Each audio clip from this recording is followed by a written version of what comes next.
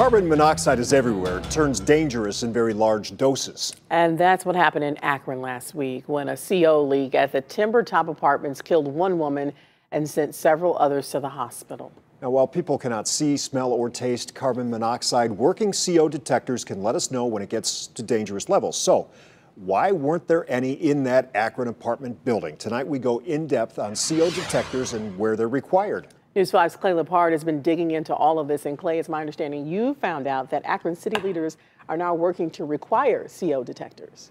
Courtney, requiring carbon monoxide detectors in existing apartments already became a law according to a provision added to the Ohio Fire Code in 2017. However, the way fire regulations are adopted and enforced across the state can vary. A week after first responders swarmed the Timber Top Apartments, he looked in and he saw 4 dead birds on the bottom of the cage and discovered carbon monoxide. That sent off a radar for him. Something's not right. At some places up to 900 parts per million. What does that mean? That means it's very deadly. We're very lucky to be alive. Residents such as Vincent Morgan were just told they may be allowed back in their homes beginning on Saturday. We want to be able to see permits and documentation that things were done by the right people. The apartment's management team doesn't believe there were carbon monoxide detectors in that building, and Akron Fire says those are not required in apartment complexes. That's what we reported right after the leak, and we're told several times carbon monoxide detectors are not required in the city of Akron. And that had us wondering, why? Carbon monoxide can come from all sorts of sources, including a clothes dryer, water heater, furnace or boiler, fireplace, gas stove, or oven, grills, generators, or cars. Turns out carbon monoxide detectors are required in new and existing apartments, according to an Ohio Fire Code law that went into effect in 2017.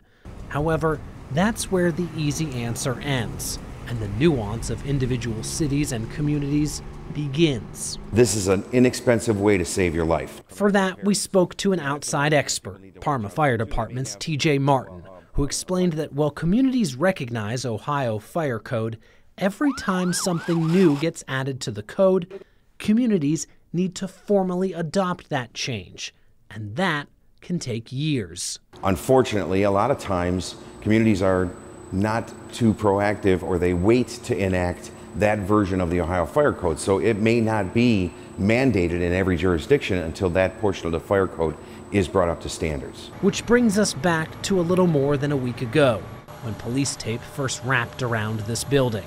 What we recommend is that everyone have a carbon monoxide detector in their home on all levels so that they can, be alerted as to when there's an issue. And it's that key word that Deputy Mayor for Public Safety and Fire Chief Clarence Tucker said last week, recommend, that he says they're now working to change.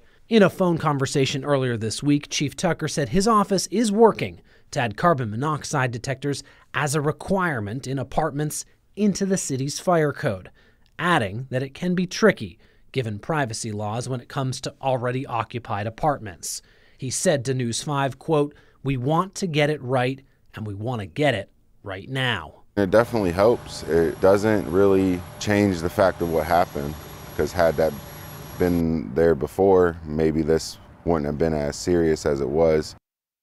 Akron City Council and the city's Public Safety Committee are slated to meet on Monday for their regular sessions. However, it's not clear when we could see that language moving forward. And if it does, that's only the beginning. Then comes the issue of enforcing the law. Regardless of the law, a spokesperson for Timber Top says they have begun the process of ensuring all of their residents have a carbon monoxide detector, and carbon monoxide detectors are being installed in all the boiler rooms at the complex.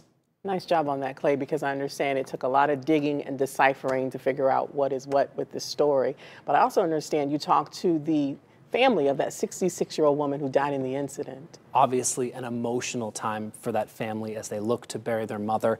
However, they did bring up to us, in lieu of flowers, they're asking for donations to the National Carbon Monoxide Awareness Association. Wow. Clay Lepard, thanks so much for all the work you did on that story. We appreciate it. Okay, again, as we've said, carbon monoxide poisoning is completely preventable. Here's how. First, Avoid CO buildup. Have your gas, oil, coal-burning appliances serviced every year. Make sure vents aren't blocked. Don't keep a car, a generator, or any gas-powered engine running inside an enclosed space. Second, know the signs of CO poisoning so you can call 911 right away. The most common symptoms: headache, dizziness, weakness, nausea, vomiting, chest pain, confusion. Third, as Clay said, get that CO detector tested frequently. Check or change the batteries every 6 months. All right, if you already have a carbon monoxide detector, you need to hear this. The Consumer Product Safety Commission recently recalled the Heco Pro digital display CO detector because apparently that model doesn't do what it's supposed to do, and that's alert people to the presence of carbon monoxide. They were sold on Amazon for $9 to $13.